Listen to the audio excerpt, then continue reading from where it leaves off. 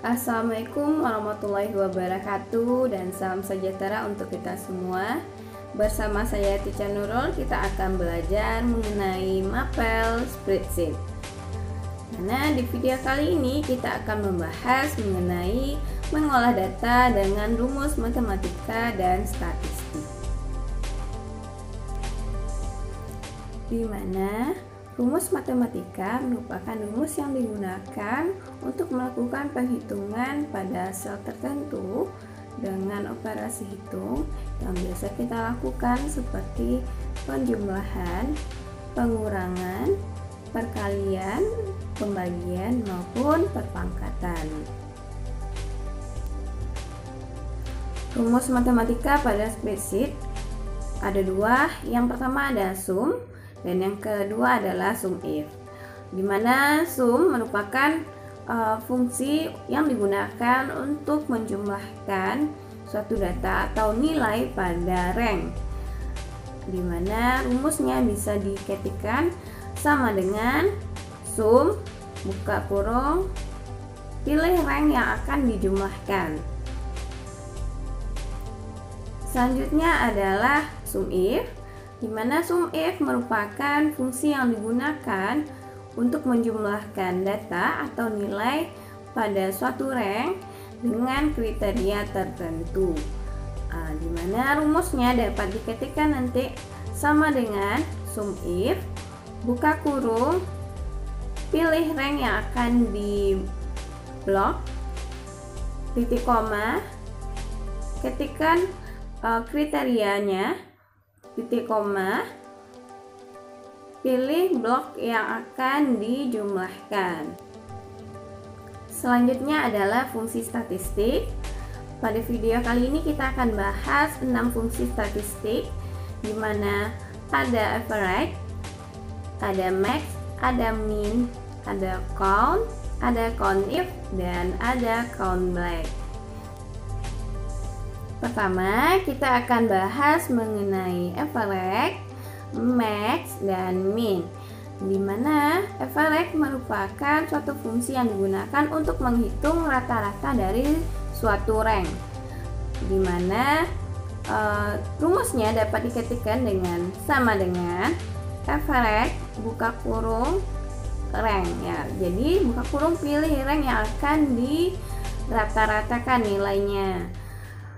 Selanjutnya adalah max, di mana max merupakan suatu fungsi yang digunakan untuk menghitung jumlah nilai tertinggi pada suatu rank, di mana rumusnya dapat diketikkan sama dengan max buka kurung pilih rank yang akan dicari nilai tertingginya. Selanjutnya ada min, di mana min merupakan suatu fungsi yang digunakan untuk menghitung nilai terendah dari suatu rank, di mana rumusnya dapat diketikkan dengan sama dengan min buka kurung pilih rank yang akan dicari nilai terendahnya. Selanjutnya yang akan kita bahas yaitu mengenai count, countif, dan count black, di mana count merupakan fungsi yang digunakan untuk menjumlahkan suatu sel yang berisi angka. Sedangkan rumusnya adalah sama dengan count buka kurung pilih rank yang akan di-countkan. Selanjutnya adalah countif, di mana countif berfungsi untuk menjumlahkan data atau sel pada suatu rank dengan yang memenuhi kriteria tertentu. Sedangkan rumusnya adalah sama dengan countif buka kurung pilih ranknya titik koma tuliskan kriterianya. Selanjutnya adalah adanya count black, di mana count black merupakan suatu fungsi yang digunakan untuk menghitung jumlah sel yang kosong, di mana rumusnya sama dengan count black buka kurung pilih rank yang akan di count blackkan. Untuk pemantapan atau penguatan pada materi ini, silakan kerjakan soal berikut ini. Selanjutnya kita akan cobakan rumus fungsi matematika dan rumus fungsi statistik yang dapat kalian lihat pada layar berikut ini. Ada sebuah data mengenai daftar jumlah simpanan anggota, jumlah simpanan ya. Kemudian bulan Januari 2019. Nah, ini teacher tambahkan sedikit, ada anak teacher yang belum mengetahui bagaimana cara menggabungkan beberapa sel ya. Kalau untuk menggabungkan beberapa sel itu kita tinggal pilih merge and center ini ya. Jadi ketika kamu mengetikkan daftar jumlah simpanan anggota, kita mau menggabungkan sel A sampai sel D. Caranya gimana? Caranya tinggal kamu blok saja A sampai D ini, lalu kamu tekan di menu home, lalu pilih merge and center yang ini ya. Nah, lalu dia akan bergabung seperti ini kira-kira bentuknya. Sama juga yang untuk bulan Januari 2019. Kemudian kita lanjutkan, ini datanya sudah ada sama dengan data latihan anak teacher minggu kemarin. Nah, sekarang kita akan memasukkan data untuk menghitung jumlah, rata-rata, dan seterusnya. Kita mulai dari jumlah. Nah, ini sudah ada data simpanannya, kemudian kita ingin kita ingin mencari tahu berapa jumlah simpanannya. Nah, tadi yang sudah teacher jelaskan, untuk jumlah kita bisa menggunakan fungsi matematik, yaitu fungsi sum ya. Kamu bisa tinggal ketikkan saja sama dengan sum seperti ini, boleh. Lalu tinggal kamu blok saja mana yang akan kita jumlahkan. Kamu tutup kurung enter, kayak gitu ya. Atau kamu juga bisa dengan cara memilih yang di sini ya, di formula box ini ada tulisannya fx. Nah, ini namanya adalah insert function.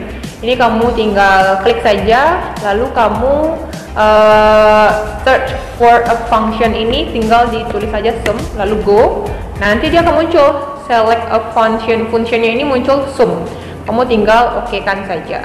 Nah, kemudian kalau sudah kayak gini, kotak dialognya muncul seperti ini, kamu tinggal blok nomor satunya di sini sampai D14 gitu ya. Tinggal kita oke-kan saja. Nah, lalu dia muncul seperti ini. Juga bisa seperti itu. Nah, kemudian rata-rata. Nah, kalau rata-rata kita gunakan fungsi statistik. Nah, apa tadi rumusnya kalau untuk rata-rata?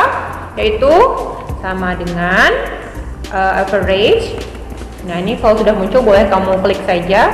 Lalu kita akan merata-ratakan sel D5, range D5 sampai D14. Oke. Kamu sudah tahan, kamu drag, kamu tahan, lalu kita tutup kurung enter. Nah, lalu akan muncul rata-ratanya. Jadi kalau suatu sel itu dia karakter jenisnya itu adalah rumus, nanti di formula boxnya ini kelihatan ya, ada rumusnya. Kalau yang ini kan kita masukkan manual, itu bedanya. Kemudian kalau untuk mencari nilai tertinggi, simpanan tertinggi, bisa dengan rumus max tadi ya, sama dengan max. Ini kamu buka kurung, lalu kita blok lagi, tutup kurung, enter.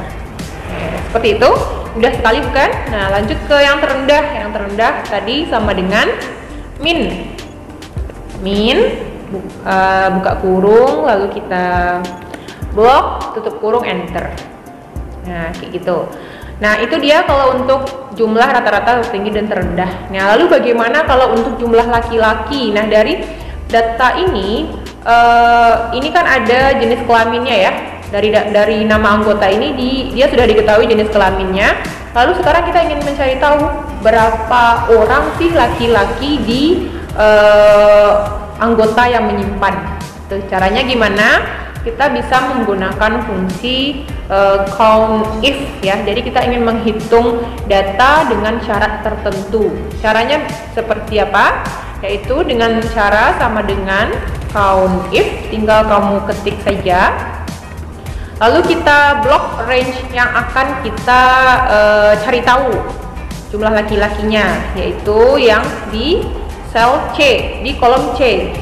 Kita blok saja. Nah, lalu kita tekan titik koma untuk pemisahnya. Sini ya. Kemudian kriterianya apa? Kriterianya adalah kita ingin mencari jumlah laki-laki. Berarti tinggal kamu klik saja yang data laki-lakinya ada di sel C5. Seperti ini ya. Lalu tutup kurung, enter. Nah, sudah muncul langsung bahwa jumlah laki-lakinya ada 7. Nah, jadi kita nggak usah hitung manual ya, 1, 2, 3 itu nggak usah. Kita bisa gunakan rumus untuk mempercepat dan mengefisiensi pekerjaan kita.